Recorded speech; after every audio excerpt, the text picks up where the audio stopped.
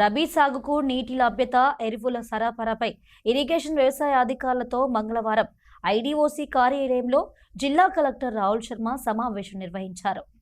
ఈ సందర్భంగా ఆయన మాట్లాడుతూ జిల్లాలో ప్రస్తుతం మొక్కజొన్న 29,000 ఎకరాలు, వరి 97,570 ఎకరాల్లో సాగవుతున్నట్లు కలెక్టర్ పేర్కొన్నారు.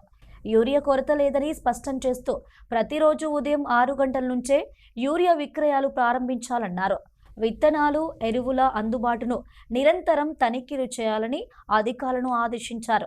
జిల్లాలో 2,600 మెట్రిక్ టన్నుల యూరియా బఫర్ స్టాక్ అందుబాటులో ఉందని, అవసరాన్ని బట్టి ఎప్పటికప్పుడు ఇండేట్లు పెట్టాలని వ్యవసాయ శాఖ అధికారులను ఆదేశించారు.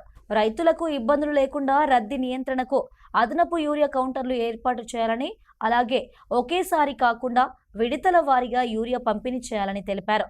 వేసవి కాలంలో మైనర్, మేజర్ నీటి వనరుల కింద పంటల సాగు, నీటి లభ్యత తదితర అంశాలపై వ్యవసాయ, ఇరిగేషన్ శాఖల మధ్య సమన్వయంతో చర్యలు తీసుకోవాలని ఆదేశించారు.